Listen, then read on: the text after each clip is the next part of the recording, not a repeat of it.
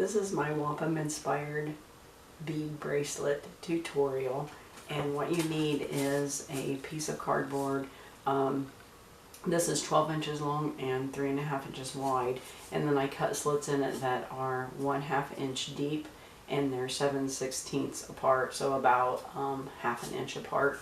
I have 7 slots in mine, but you could do 6 because you really only need 6 for this bracelet. I think these actually work better than the button looms because these little slots hold the string in. Like when you're done and you cut the string, your bracelet doesn't fall off of the loom. With the button ones, the slot is bigger and it tends to fall off. So you also need some string, like bigger than or thicker than thread, and some pony beads. The 9mm pony beads work well. And then I just have a pattern, and that pattern is just like if you make a table on Google Docs or whatever that has 5 rows and then 20 columns. That would be the size of the bracelet, and you just color in your pattern. I will show you that. Okay, and besides the string, the loom, the beads that I told you need earlier, you also need a little 3-inch plastic needle. It wouldn't have to be plastic, but I use plastic because I do this with my students. And then I've counted out my beads into a little jar, and I have my pattern. You can see it's just like a little table, and you just color in your pattern. Okay, and the next thing you do is get your string that you're going to use to string your loom, and I just count it around like my forearm. It's easier than measuring it with a ruler or meter stick or whatever when you have students standing there waiting on you. So I go 1, 2, 3, 4 and a half arm lengths is what I need to string the loom.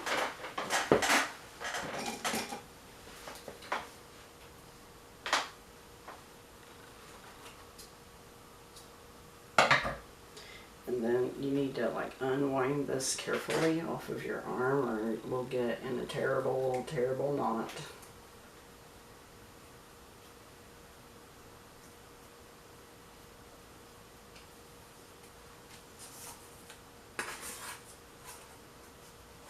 Okay, and then you put it on your loom through the slot and have about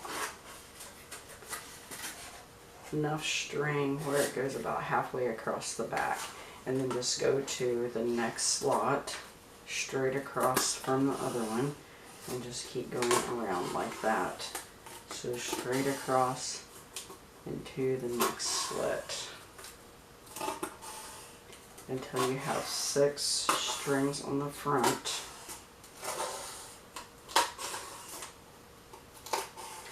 And then you should have 2 partial strings on the back. This one kind of got caught on the front.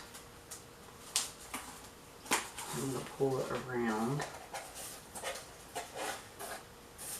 And this one is a little bit long, so I'm going to cut a little bit of it off.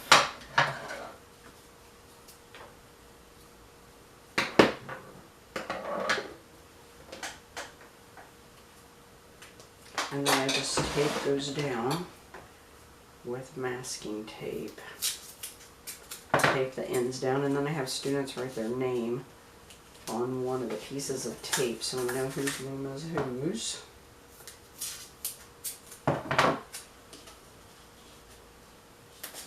Okay, and then you need 1 more string that you tie onto this. So this is the warp, and then the other one is the weft. So the warp goes horizontally, and then the weft goes vertically.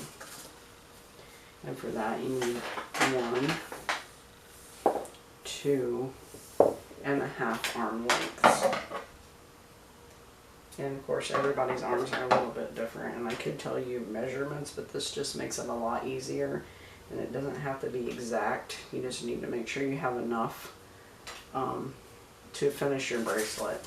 So I tie this onto the bottom left of the loom, because I tell students we go from left to right just like we read from left to right, or right from left to right. So I just slide it under the string on the loom and tie it. So make a loop, put the end through, pull it tight, make another loop, put the end through, and pull it tight so you have a knot. And then you take the other end of that string, and I didn't used to have students tie the thread onto the needle, but a few students started doing that and it actually worked better. They didn't have trouble with the needle coming off of the thread if they just tie it on, and it didn't hurt anything that they tied it on. So I made a loop, pulled it through, made a loop, pulled it through, so you have a knot. So the needle is actually tied onto the thread. So when you tie on your string, you should tie it on not right at the very left, but leave like a couple of inches, because you tie it on right at the very left side of your loom. This is going to keep your beads that far apart because the slits are that far apart. So you want them to be able to be pulled tight. So you want to just tie it on about 2 inches over from the left hand side. All right, and then you are going to put your beads on your needle.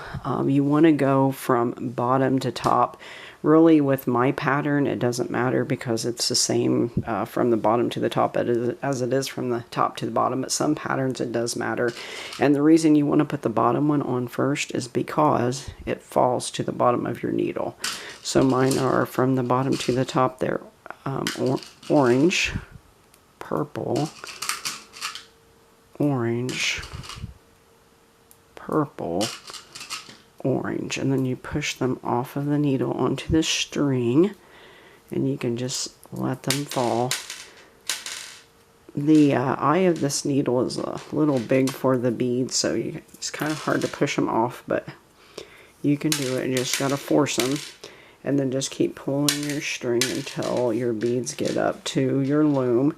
And then you're going to go under the string. So I wrote a couple little songs to help the students remember the order. So the first one is up and under, each in its own lane, each in its own lane, up and under, each in its own lane, each in its own lane.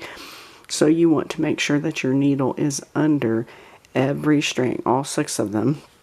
And then you pull the string slowly so you don't get a knot. And kind of work it out too, so you don't end up with a knot.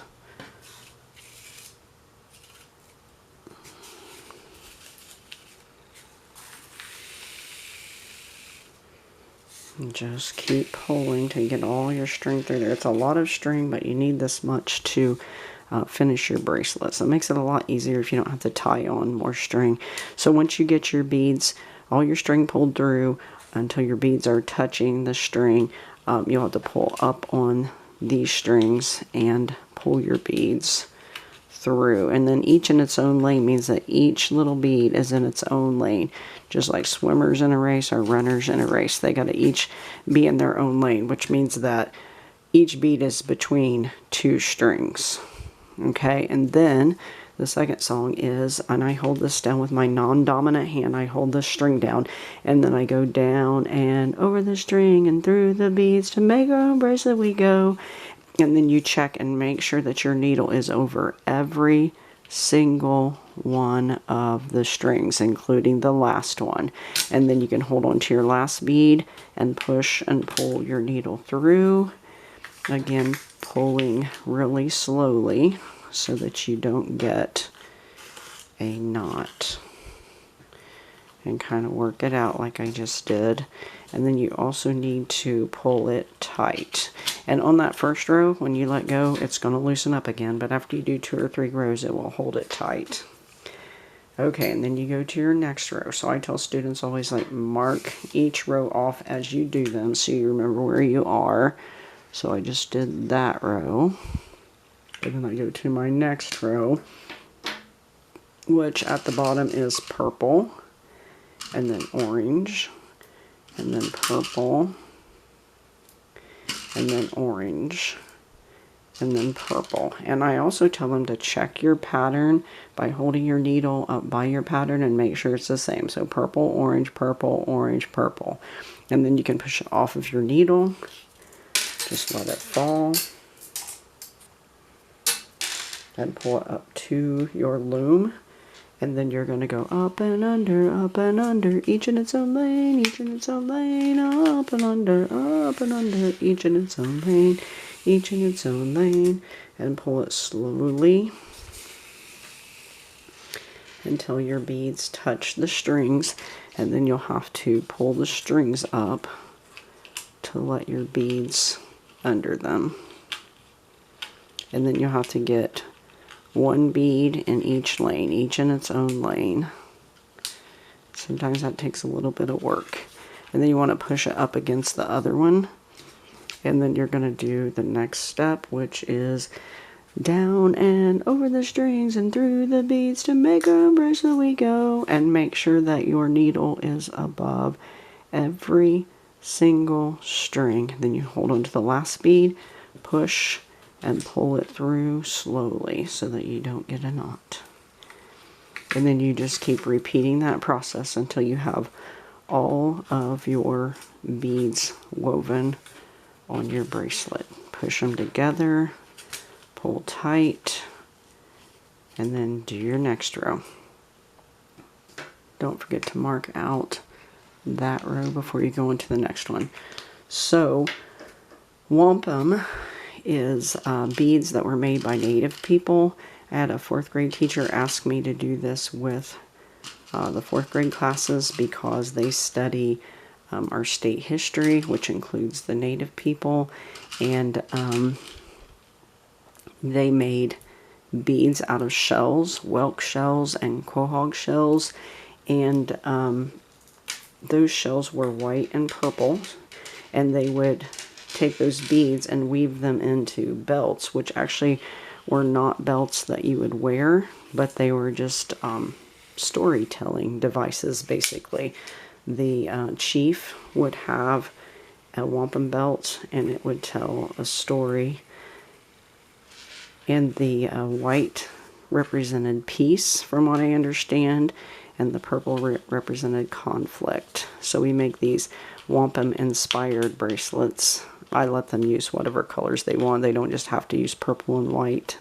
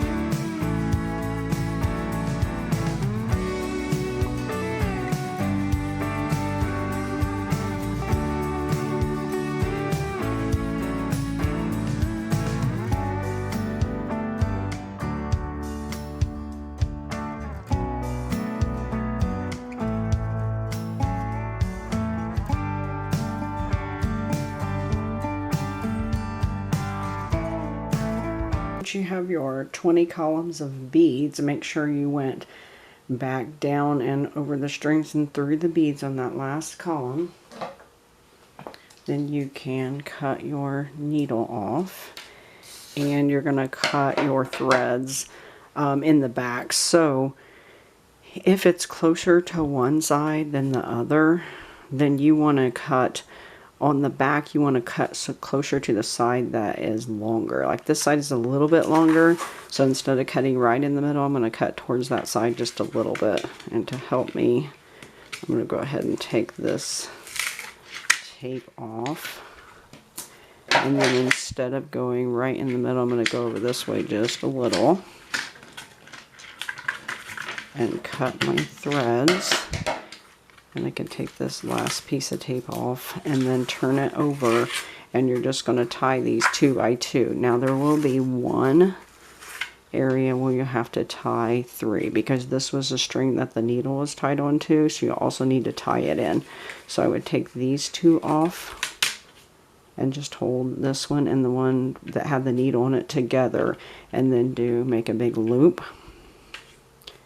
Put the end through. It's just like tying your shoes before you do the bow. So put the end through, pull it up to the bead, but don't pull tight or you'll pop that bead over the thread. On the second one, you're going to make a loop, put the end through, and then this time you are going to pull tight to make a nice knot. And then go on to the next 2. And you just do that on both sides. On the other side, you probably will have a little piece of string like this. That was where you tied that string onto the other strings. And if you can, you could tie that in, but it's not super important because it already has a knot in it. So just make sure when your first tie, you don't tie close right up to your bead. On the second one, you pull it tight. So on the first one, just tie it up to the bead, but not too tight. And on the second one, put it through the loop and then pull tight, and do the same thing on the other side.